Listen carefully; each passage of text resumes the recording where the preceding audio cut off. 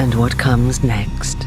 이 차들의 공통점은 뭘까요? 바로 간지나는 영국 차들입니다.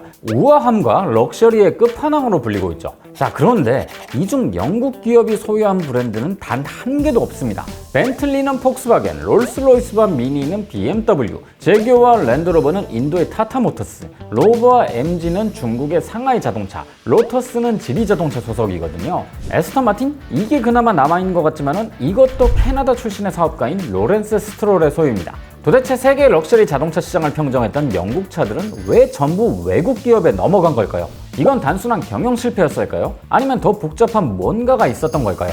더 충격적인 사실 하나, 지금 영국의 자동차 생산량은 슬로바키아보다 적습니다. 무려 세계 20위에 불과하죠. 왜 이런 일들이 벌어졌던 걸까요? 오늘은 찬란했던 명성과 자부심을 자랑했던 영국 자동차 산업이 돌아올 수 없는 강을 건너게 된 이유를 알려드리죠. 오늘의 수요시장 자동차 업계의 프로메테우스 영국입니다. 영국은 한때 세계 자동차 시장을 주도했었습니다. 1950년 기준 미국에 이어 자동차 생산량은 2위였고 자동차 수출로는 세계 시장의 50%를 점유할 정도였죠. 영국은 어떻게 자동차 산업에서 우위를 점할 수 있었을까요? 우선 영국은 자동차 산업을 일찍 시작한 것 외에도 2차 세계대전 덕을 좀 봤습니다.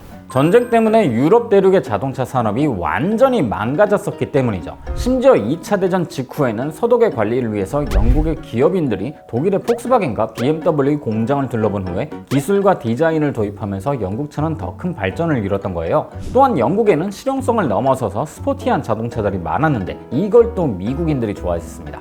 당시 미국에서는 대량 생산과 실용성을 중시했던 차들이 많았기에 이때 영국산 스포츠카들이 많이 수입됐었죠. 하지만 60년대 들어서 영국 차들의 몰락이 시작됩니다. 원인은 영국 정부와 경영자 그리고 노조 모두가 원인이었죠. 우선 영국 차들의 주문이 폭주하고 있는데 기업들이 공장을 늘리려고 할 때마다 정부의 허가를 받아야 했습니다. 이게 영국 정부 버전의 지역 균형 개발 방식인데요.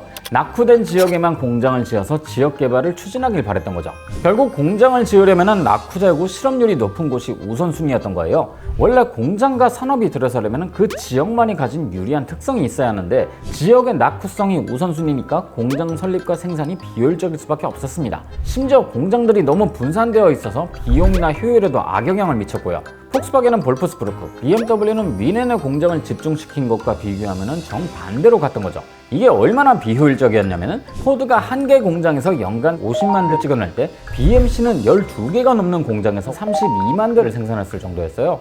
비효율의 극치를 찍어버렸던 거죠. 심지어 전국 12개 공장을 관리하는 것도 상당한 일이었다 보니까 생산량 차이가 18만 대나 됐었지만 수익성이 포드 쪽이 월등했었고요.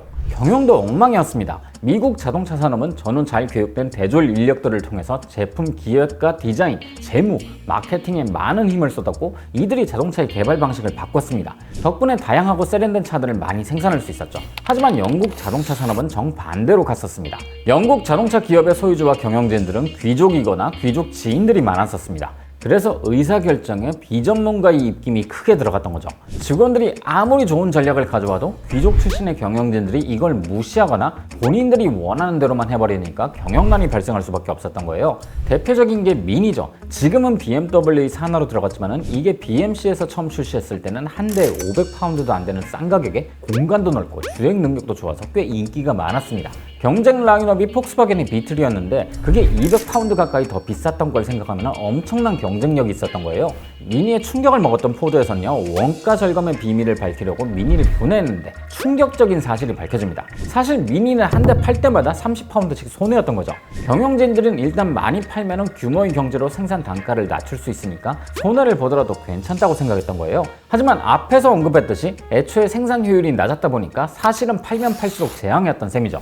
다른 영국의 자동차들도 수익성이 엉망인 건 마찬가지였습니다. 에스턴 마틴이 지금의 고급 브랜드가 되는데 큰 공헌을 했던 데이비드 브라운도 지인이 제조 원가로 싸게 팔면 안 되냐고 했을 때 그러면 2,000파운드를 더 받아야 한다 이렇게 말했을 정도였거든요. 이렇게 취약한 수익성은 경제가 조금만 흔들려도 회사의 위기로 이어질 수밖에 없었습니다. 상황이 이러니까 영국 정부에선 자국 기업들의 경쟁을 막고 자동차 산업의 경쟁력을 유지하고자 합병을 주도하게 되었죠.